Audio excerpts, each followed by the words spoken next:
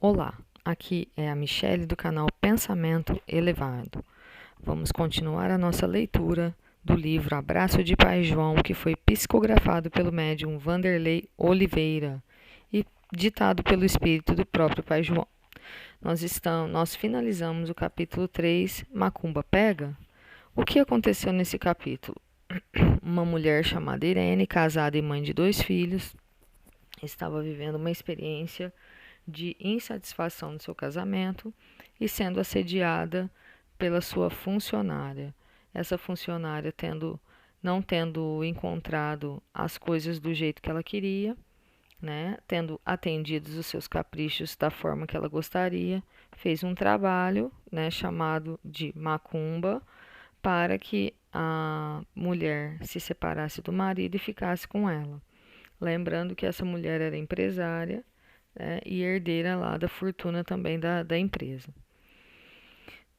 As duas tiveram um beijo e após esse beijo, Irene, que era a mulher em questão, a paciente, entrou em colapso mental. Uma profunda confusão, estado de choque, foi internada. E aí a gente vê o trabalho da equipe, né, tanto do bem quanto a equipe que tinha a intenção de prejudicar, né, através do trabalho que foi feito aí de magia. A equipe espiritual positiva, através da intervenção da mãe, que era além de trabalhadora e participante, pediu ajuda pela filha, atuou a tempo da coisa ficar pior. Nesse estado de choque, nesse período de confusão mental da Irene, que ela foi internada, houve todo o trabalho da equipe espiritual para evitar que os capangas, os vampirizadores, os espíritos lá que foram contratados, injetassem um aparelho no chakra cardíaco da Irene, que iria potencializar as sensações mais materiais, né, físicas, de paixão, né, aquela coisa mais carnal, e que iam fazer ela viver aquela paixão de forma intensa, tirando ela do raciocínio, né? Então imagine, se ela já não estava segura de viver esse amor novo aí que ela estava sentindo, imagine com toda essa pressão. Então poderia desencadear um processo de culpa muito grande, fora a confusão na família e tudo mais. Então, a Irene, né, foi no plano físico encaminhada para um quarto, ela já estava melhor depois de todo o tratamento que foi feito na parte espiritual, e ela deveria ser avaliada pela cardiologista, que também era terapeuta do hospital, no plano físico. E aí elas começam a conversar, ela fala um pouco do que aconteceu, do que ela sentiu e tudo mais. Essa psicóloga terapeuta fala que ela está vivendo um momento de autodescoberta, porém ela não tem em si bases, estrutura para abraçar esse tipo de situação no momento. Ela precisa se encontrar primeiro, entender o que ela está sentindo, conversar sobre isso para que ela possa tomar decisões que não interfiram negativamente na vida dos outros. Não quer dizer que ela vai preocupar com a vida dos outros, mas ela tem responsabilidades, principalmente no campo familiar. Então ela precisa estar muito segura do que ela vai viver e no momento ela não está. Tanto é, se ela tivesse, ela não tinha passado por tudo isso. Essa pane mental, né, que é o que eu falei, já indica o despreparo dela para viver essa situação. Existem pessoas, sim, que têm forças magnéticas muito intensas e que, potencializadas por espíritos com essa intenção, criam toda uma situação. A gente vê na história, e a magia é tão antiga quanto o próprio homem. Histórias de magias, de mago, de manipulação energética. Isso sempre aconteceu, sempre vai acontecer. Mas, porém, contudo, todavia, o que a gente sabe que nós falamos ontem?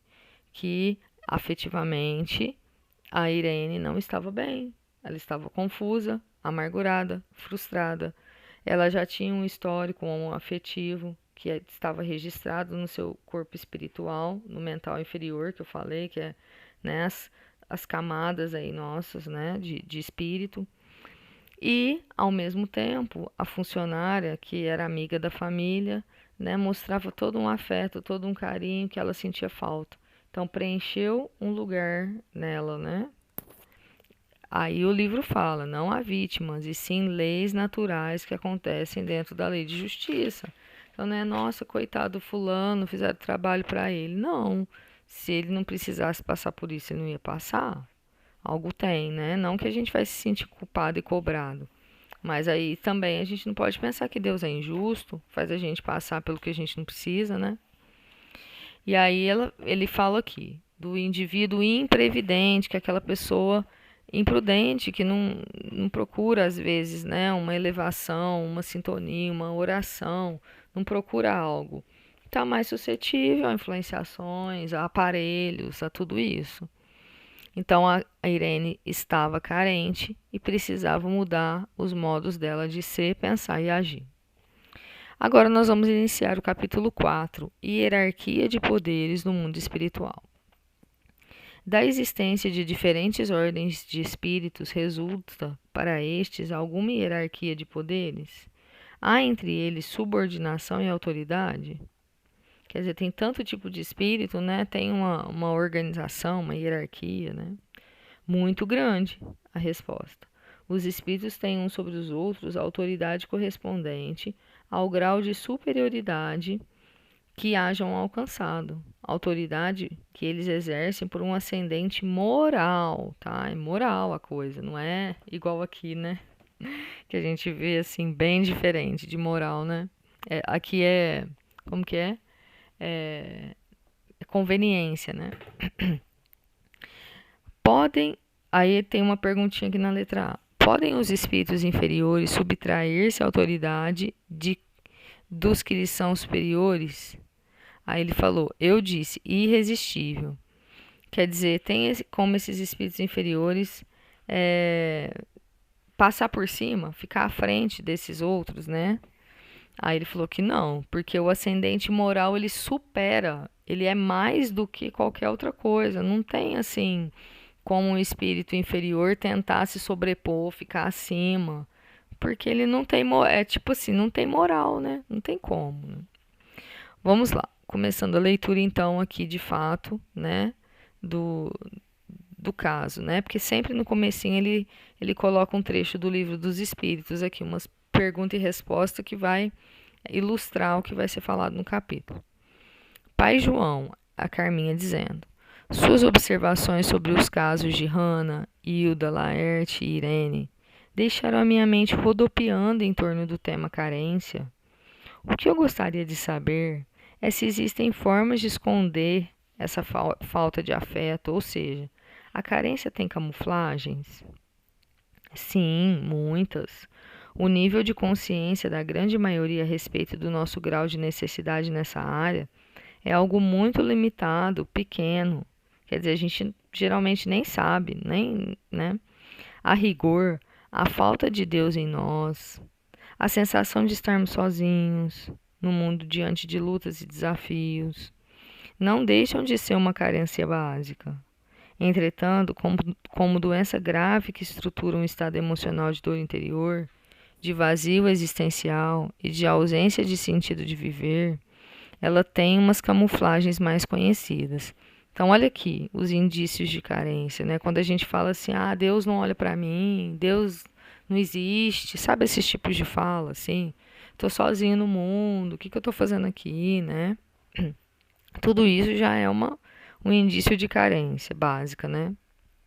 E aí depois, vazio existencial, não tem sentido para viver, né? Tudo isso daí. Continuando. Passar a página aqui. E quais são eles, Pai João? Os efeitos mais palpáveis podem ser observados na percepção que a pessoa faz de si mesmo.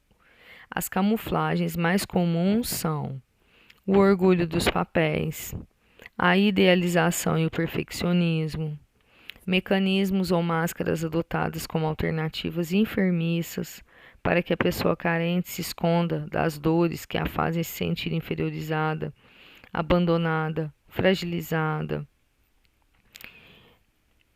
O orgulho se estabelece quando há uma identificação com os papéis sociais exercidos. O chefe, o gerente, o médium, o professor, o pai. Não se sentindo feliz com a sua natureza interna, com seus sentimentos e com seus mais profundos propósitos de vida, essa identificação com a função que exerce é uma forma ilusória de suprir a sua frustração e a infelicidade consigo mesmo. Esse processo é tão sutil que a pessoa nem percebe que está deixando de ser ela mesma para ser o que ela faz. Tem até uma coisa que eu já participei aí, um curso que ele fala assim, né? Fale quem você é sem falar o que você faz.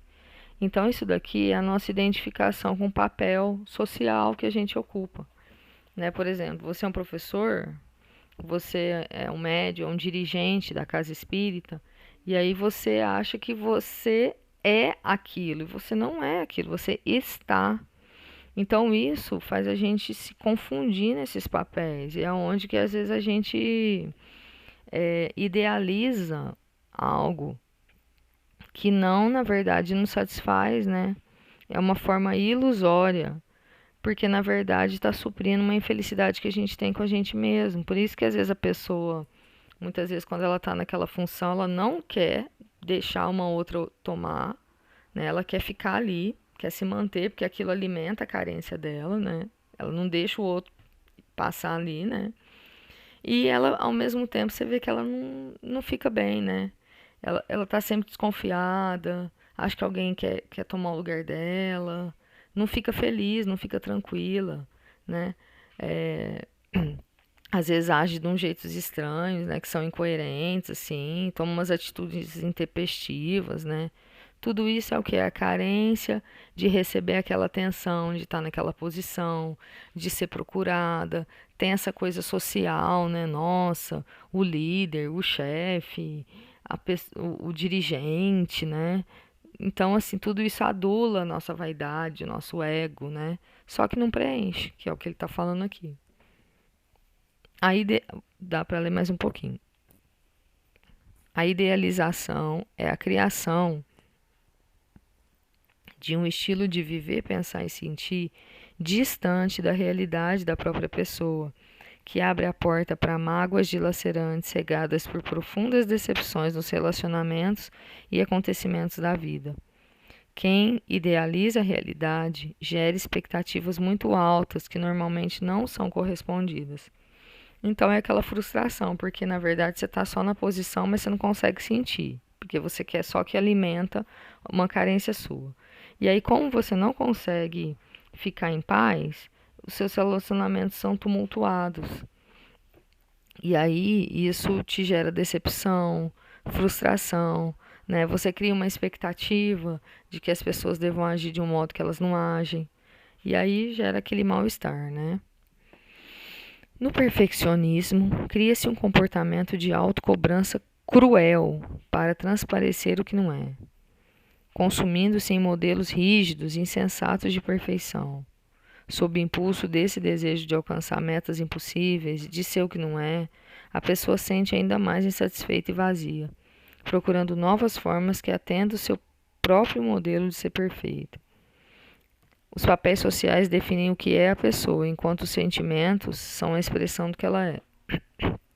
Então é tudo fuga que a gente faz e tem para não mergulhar no que a gente é de verdade, porque a gente criou tanta importância em modelo, em comparação, que em essência, quando a gente é simplesmente a gente acha que é pouco, porque a gente sempre idealiza muito, né? Então, isso a gente traz no cerne do nosso ser, enquanto humanidade. Tudo que já aconteceu no nosso planeta, guerras e lutas, sempre foram por conta disso, de status, de poder, de dominação, de controle. E quando a gente age assim, a gente é simples, nem é valorizado, a gente sabe isso na sociedade. As pessoas simples, as pessoas desapegadas. O que aconteceu com Cristo? né? Todo mundo esperava que ele fizesse uma revolução, que ele fosse um guerreiro, que ele ia ser o rei, ia exterminar aquela matança dos romanos, tudo aquilo que estava acontecendo. E ele foi lá e sofreu na cruz e carregou e foi humilhado, jogaram pedras nele. O povo que aplaudiu ele depois jogou pedra nele, falou: Nossa, Jesus é um fraco, né? Então, olha só, né? Vamos pensar sobre isso e amanhã a gente continua.